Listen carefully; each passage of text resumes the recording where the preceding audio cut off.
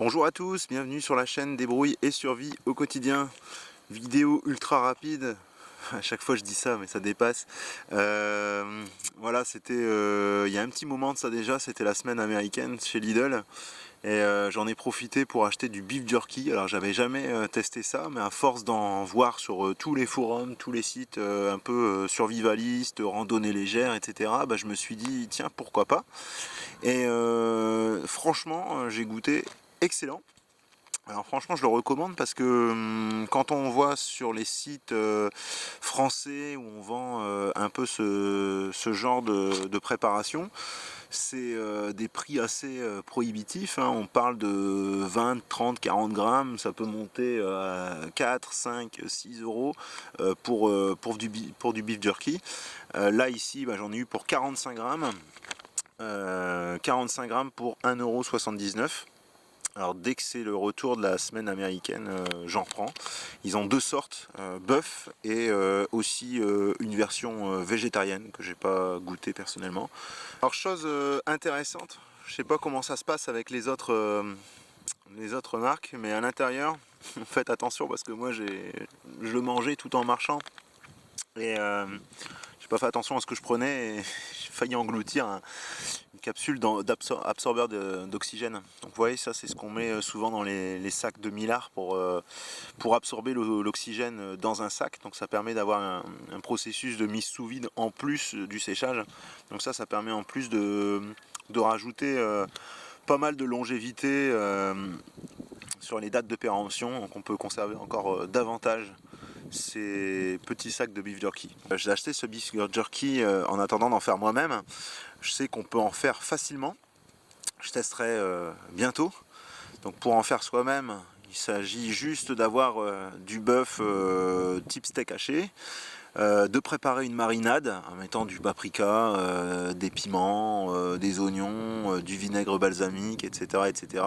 On prépare une bonne marinade, on laisse tremper la viande dans la marinade pendant 24 heures au frigo.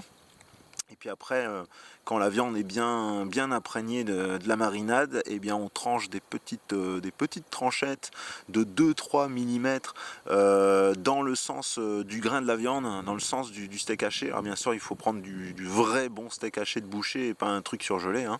Donc on le met dans le sens du grain pour couper, pour avoir quelque chose de ferme déjà dès le départ. Parce que si on va à l'inverse du grain, on a une viande qui est très tendre. Une fois que c'est bon, eh bien, il faut laisser au four sur la plaque de cuisson, hein, laisser à 70-75 degrés, ça doit cuire à très basse température, 7-8 heures, en retournant, voilà, au bout de 3h30 on retourne la viande histoire que ça soit fait de manière homogène. Donc c'est une méthode ancestrale, hein, sécher la viande, on fait ça depuis la nuit des temps pour la conserver. Et ça, le beef jerky, c'était plutôt pour les trappeurs, pour les cow-boys, etc., etc. C'était une viande facilement transportable, légère, source de glucides, parce qu'il y a un peu de sucre dans la préparation, souvent dans les marinades, source de protéines, source de lipides, etc., etc. Avec une faible encombrement, et puis en mode ultra léger, qui peut se conserver très très très longtemps. Là, par exemple, je l'ai acheté, c'était valable encore 1 an et demi à température ambiante, donc ça c'est parfait pour mettre dans un sac à dos en randonnée légère.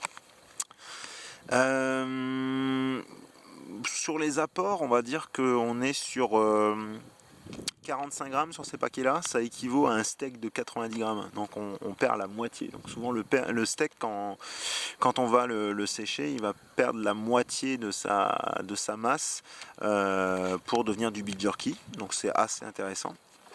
Donc voilà, ça équivaut à partir en randonnée avec, si on prend 100 grammes de beef jerky, avec un steak de 200 grammes, sauf qu'il est séché, sauf qu'on peut le conserver sans frigo, on peut le laisser 15 jours dans son sac sans problème. Et puis on peut surtout le manger tout en marchant, pas besoin de le recuire. Et en plus de ça, c'est délicieux. Donc ça se présente, hop, comme ça, sur le bœuf de Lidl. Alors je sais pas, j'ai jamais testé d'autres recettes à voir, donc ça se présente un peu comme la viande des grisons.